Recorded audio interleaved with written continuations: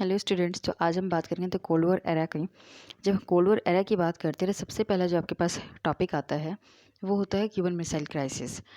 तो Cuban missile crisis की अगर मैं बात करूँ तो ये होता क्या है। क्यूबा एक छोटी सी कंट्री है जो यूएसए से लगी हुई थी। ये पूरी कहानी अप्रैल 1961 की है, जिसमें यूएसएसआर और यूएसए का मेन इन्वॉल्वमेंट है। अब हम बात करते हैं कि इनके लीडर्स कौन कौन से। तो यूएसएसआर के जो आपके मेन लीडर थे वो थे आपके उस टाइम के Fidel Castro.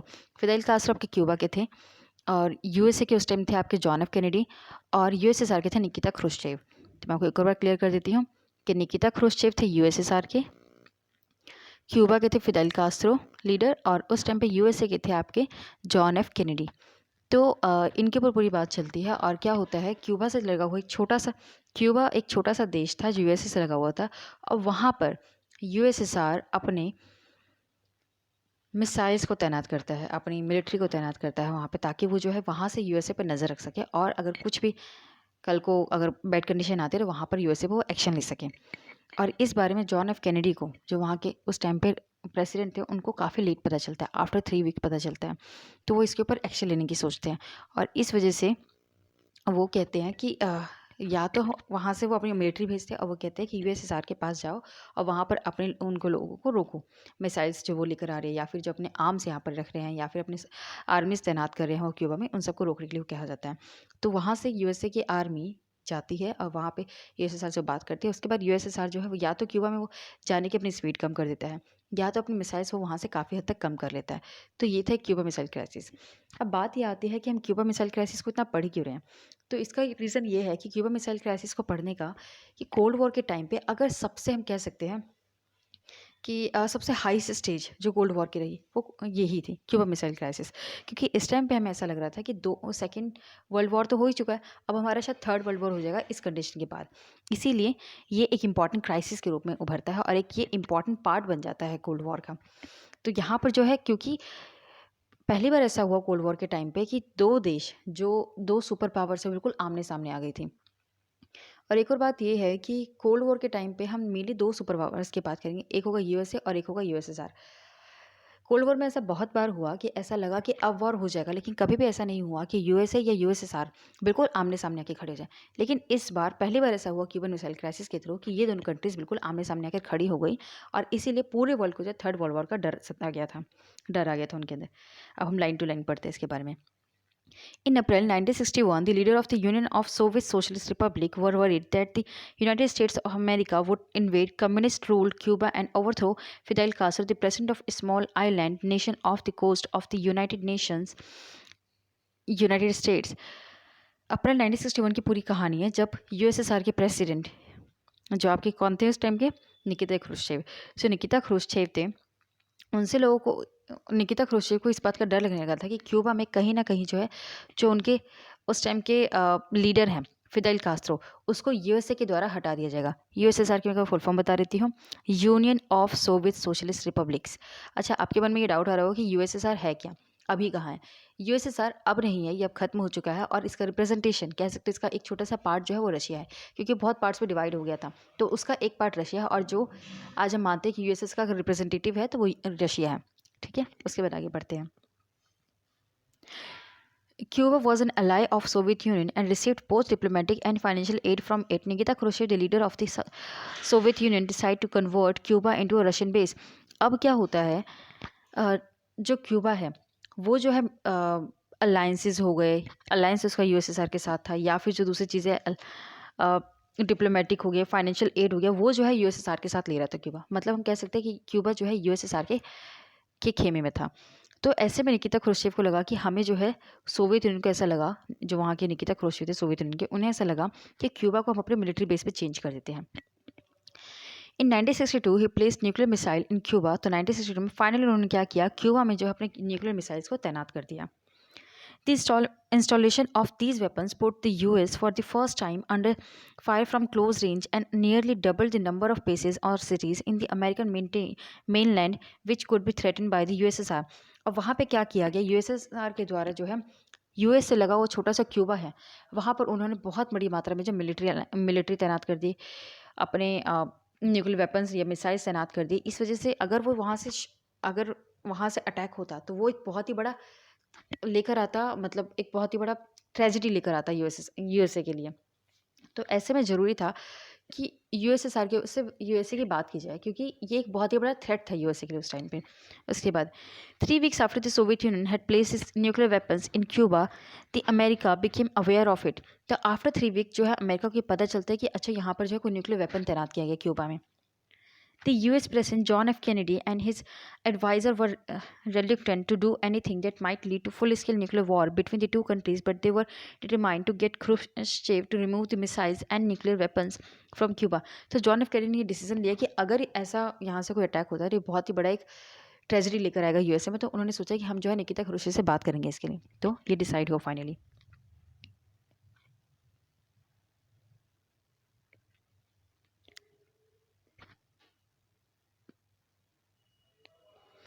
But they were determined to get Khrushchev to remove the missiles and nuclear weapons from Cuba. Kennedy ordered American warship to intercept any Soviet ships, warning the USSR of his seriousness. A clash seemed known as the Cuban Missile Crisis. तो उसके बाद America ने decide किया, America जो president थे John F Kennedy, उन्होंने ये decide किया कि हम जो है अपने वार्निंग भेजेंगे। किसके थ्रू भेजेंगे वार्निंग? इंटरसेप्ट्स के थ्रू अपनी वार्निंग भेजेंगे यूएसएसआर की किसी भी शिप को, और वो जो है उसको जाके वो बोलेगा। तो ऐसा लग रहा था पूरे वर्ल्ड को कि शायद अब थर्ड वर्ल्ड वॉर होकर ही रहेगा। The project of this clash made the whole world nervous, for it would have been no ordinary war. Eventually, the world's great belief, sides decide to avoid war. The Soviet ships slowed down and turned back. उसके बाद ऐसा लग रहा था पूरे world को कि अब थर्ड वर्ल्ड वॉर तो हो ही जाएगा, कि दोनों कंट्रीज जो आमने सामने क्लैश पर आ गई हैं।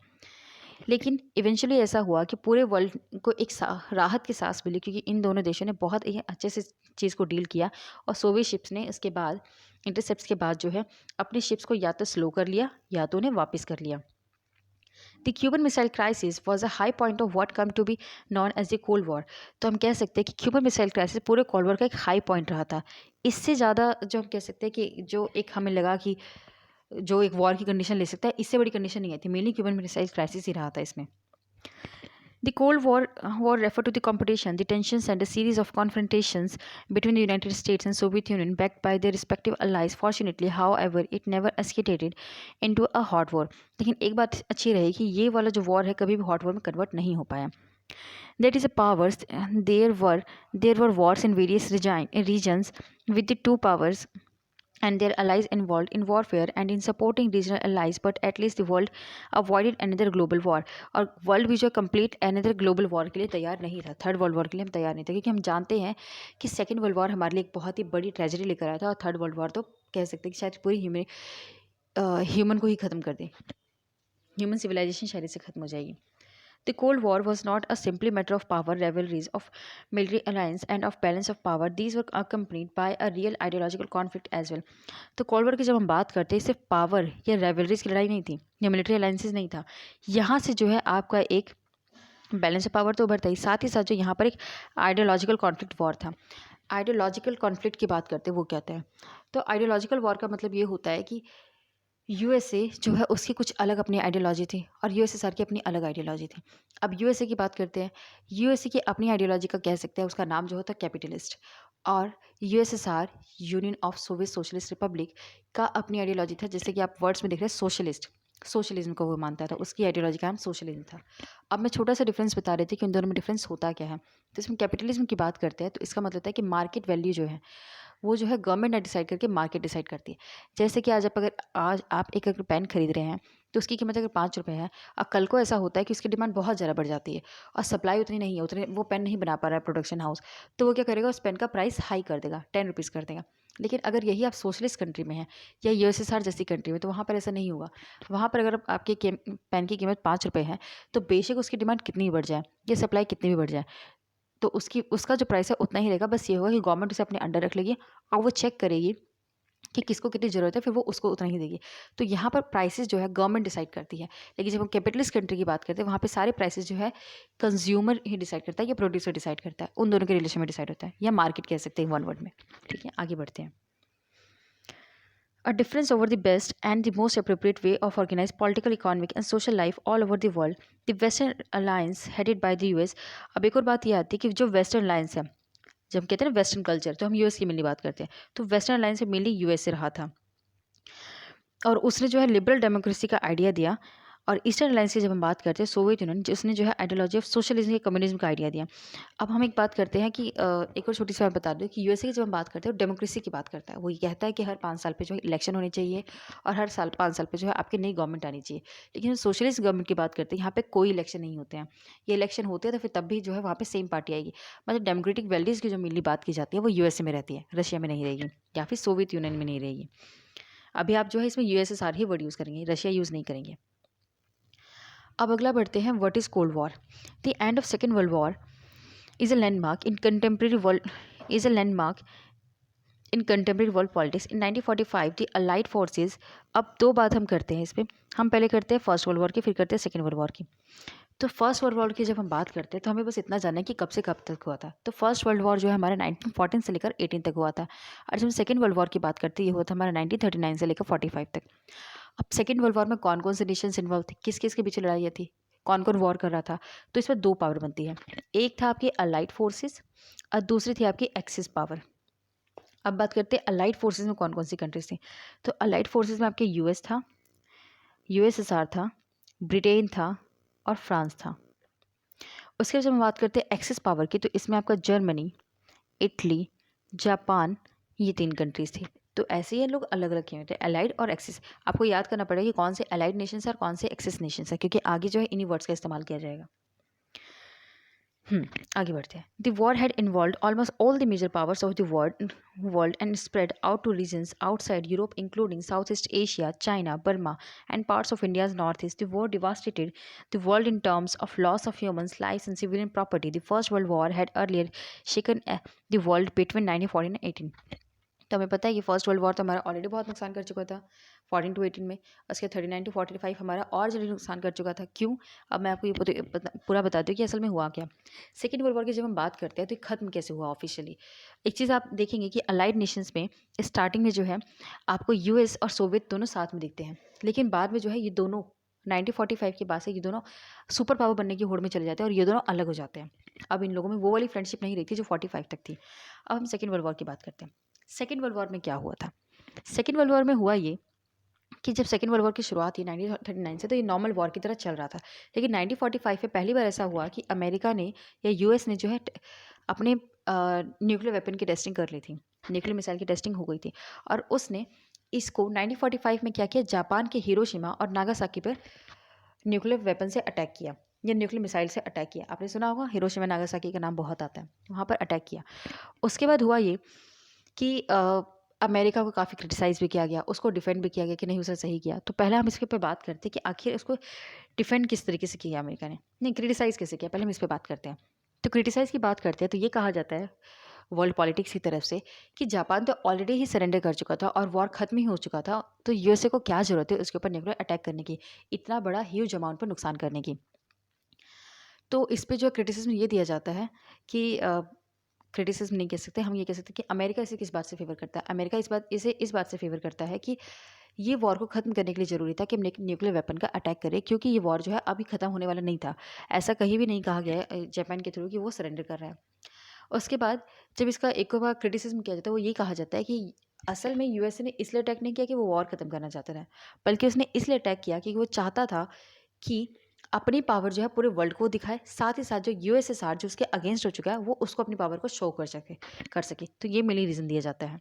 तो इस पे काफ़ी बार क्वेश्चन बनता है कि आखिर क्या रीज़न रहे कि न्यूक्लियर अटैक किए गए, या फिर उसके फेवर में आंसर देना है आपको। तो इस पे काफ़ी बार क्वेश्चंस आते हैं, तो इसको आपको याद करना पड़ेगा। अब हम आगे बढ़ते हैं। The end of Second World War was also the beginning of the Cold War. The World War ended when the United States dropped 2 atomic bombs on the Japanese cities of Hiroshima and Nagasaki in August 1945. तो Hiroshima और Nagasaki पर America द्वारा अगस्त 1945 में attack किया गया। एक और बात मैं बताना चाहूँगी कि सेकेंड वर्ल्ड वॉर जब आपका 1939 से 45 में ख़त्म होता है, 45 में ख़त्म होता है, तो आपका कोल्ड वॉर जो है वहीं से शुरू हो जाता है 1945 से।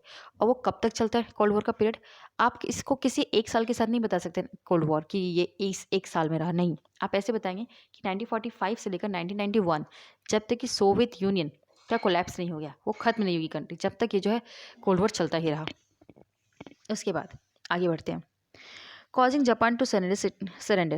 Cities of the critics of the U.S. decision to drop the bombs have argued that the U.S. knew that Japan was about to surrender and that it was unnecessary to drop the bomb.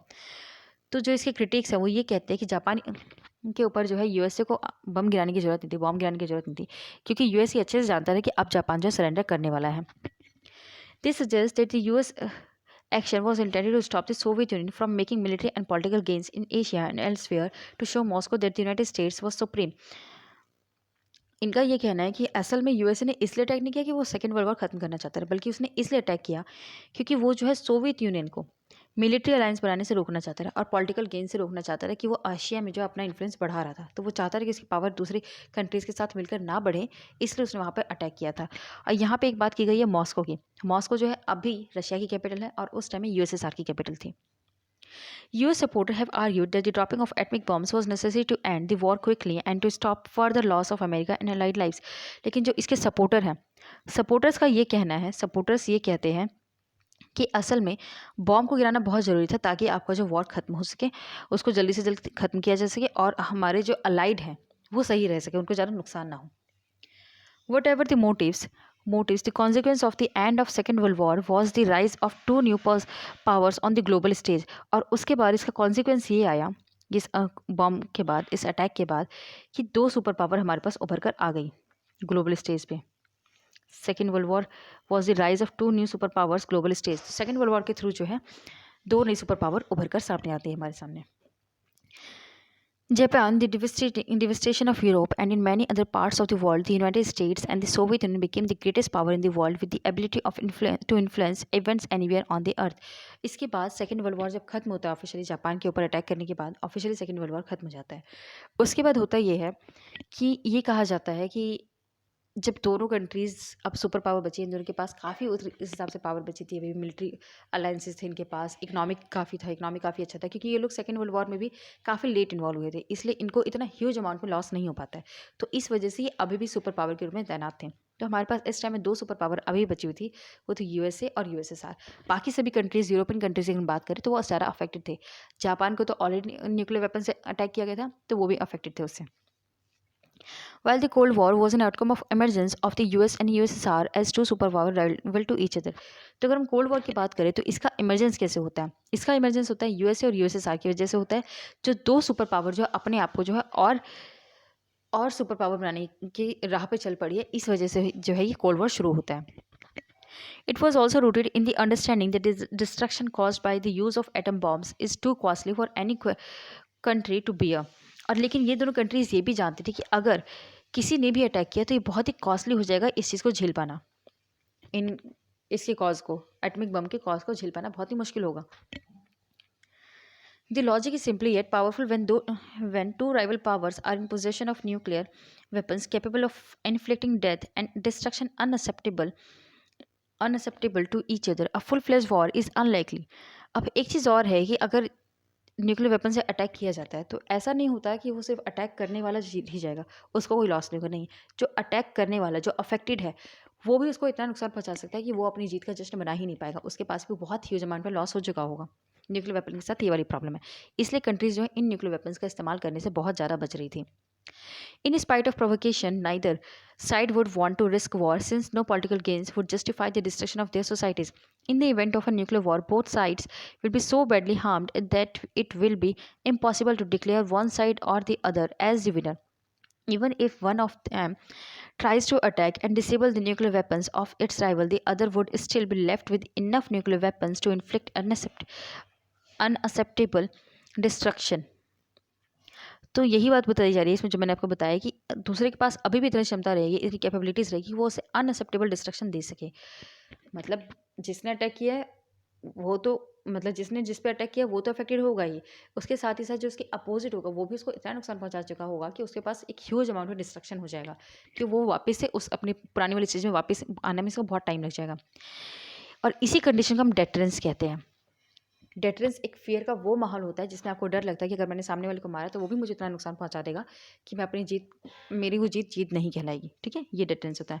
अगर मैं आपको एक example के through समझाऊं तो मान लो USA ने USSR पर अटैक किया, तो यूएसएसआर के पास फिर भी इतना अमाउंट ऑफ एटॉमिक बम बचेगा कि वो यूएसए को अटैक कर सके। अब वो अटैक करेगा तो ऐसे में क्या होगा, दोनों ही कंट्री बहुत ही बैडली अफेक्टेड होगी।